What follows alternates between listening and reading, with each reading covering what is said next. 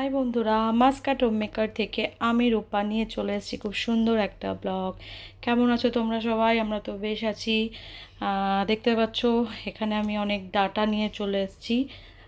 তো এটা দেখতে পাচ্ছ লাল শাকের ডাটা। তো লাল শাকের ডাটা অনেকে খায়, আবার খায়ও না। হ্যাঁ, তো আমি ভাবলাম আজকে লাল শাকের ডাটা দিয়ে তোমাদের কিছু রেসিপি শেয়ার করি। আজকে দেখো এই লাল শাকের ডাটা, আর এটা তো তোমরা খুব জানোই, এটা ফেমাস হচ্ছে কফির ডাঁটা। তো আজকে লাল শাক আর কফির ডাঁটি দিয়ে তোমাদের একটা রেসিপি করে দেখাবো, তো খুব কম উপকরণ দিয়ে। তো চলো আজকে আমি কীভাবে এই ডাঁটাটা খাওয়ার উপযোগ্য করে তুলি। অনেকেই তোমরা বাড়িতে খাও, আমি এটা কিভাবে রান্না করি তো চলো দেখে নাও। তো বন্ধুরা, ভিডিওটা একদম স্কিপ করবে না, তো চলো দেখতে থাকো। দেখো ফ্রাইং প্যানটা বসিয়ে কড়াইতে আমি তেল দিয়ে দিয়েছি, হালকা গরম হয়ে এসছে। এবার আমি ফোড়নটা দিয়ে দিলাম। ফোড়নে দিলাম দেখো কালো জিরে, শুকনো লঙ্কা আর মেথি।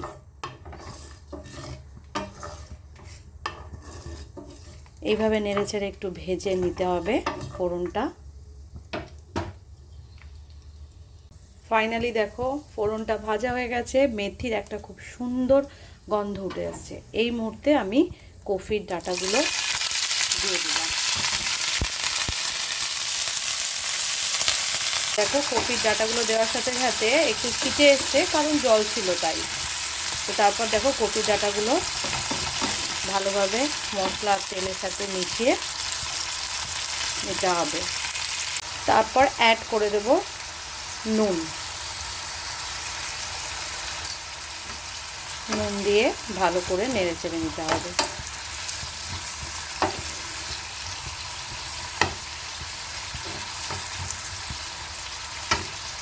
তারপর দেখো কফির ডাঁটাগুলো সেদ্ধ হওয়ার জন্য আমি একটু ঢেকে দিলাম। চলো একটু হালকা সেদ্ধ হলে আবার তোমাদের কাছে আসছি। এরপর চলো দেখি কফির ডাঁটাটা কতদূর সেদ্ধ হলো।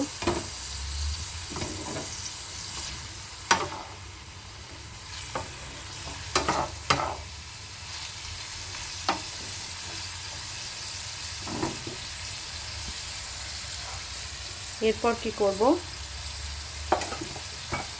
লাল শাকের ডাঁটাগুলো এর মধ্যে আস্তে আস্তে দিয়ে দেব। দেখো কত সুন্দর দেখতে লাগছে, সবুজের মধ্যে লাল লাল।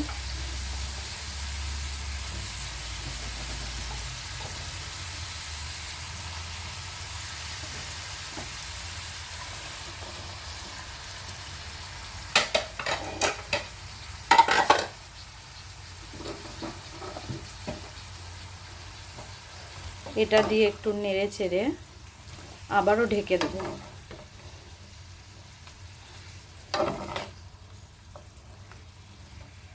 তাতে কি হবে, ডাঁটাগুলো অনেকটাই নরম হয়ে যাবে।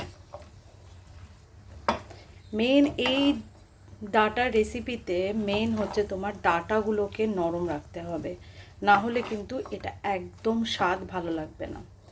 চলো দেখতে পাচ্ছ ভালোভাবে মিশিয়ে দিয়েছি, আবারও ঢেকে দেব সেদ্ধ হওয়া পর্যন্ত।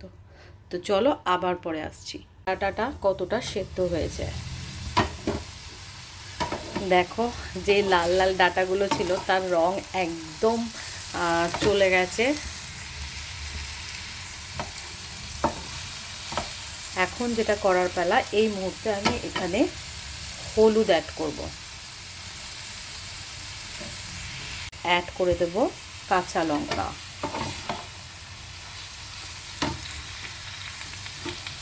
তারপর ভালোভাবে নেড়ে চেড়ে নেব। তোমরা দেখলে বুঝতে পারছো যে ডাঁটাগুলো একদম নরম হয়ে এসছে।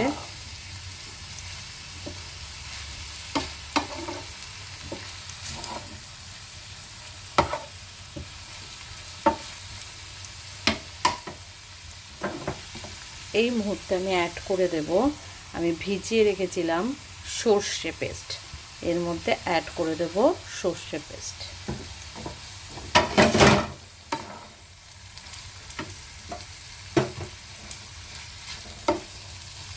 চলো ভালোভাবে সর্ষে পেস্টটা মিশিয়ে আবার তোমাদের কাছে আসছি। এবার আমি গ্যাসের ফ্লেমটা একটু বাড়িয়ে ভালোভাবে সর্ষেটা দিয়ে ডাঁটাগুলোকে কষিয়ে নেব।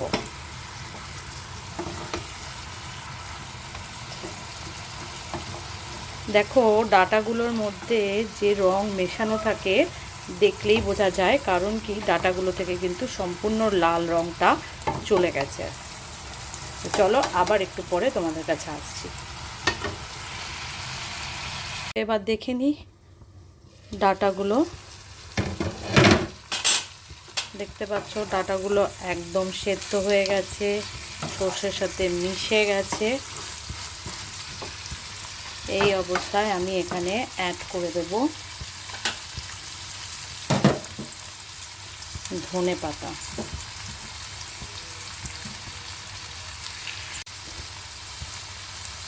আর অ্যাড করে দেব চিনি। তারপর ভালোভাবে মিশিয়ে নিতে হবে।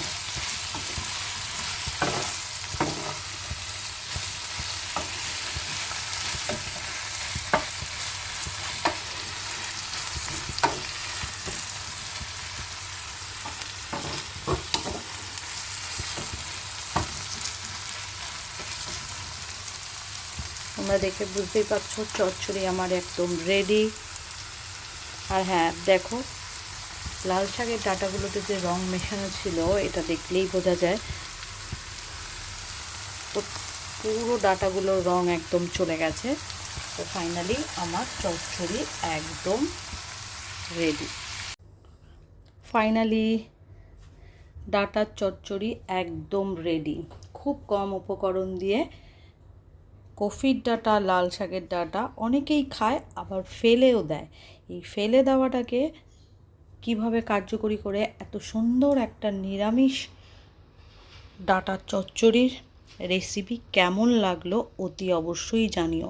বন্ধুরা যদি ভালো লেগে থাকে like, comment, share and subscribe করতে একদম ভুলো না। Thank you for watching. Tata.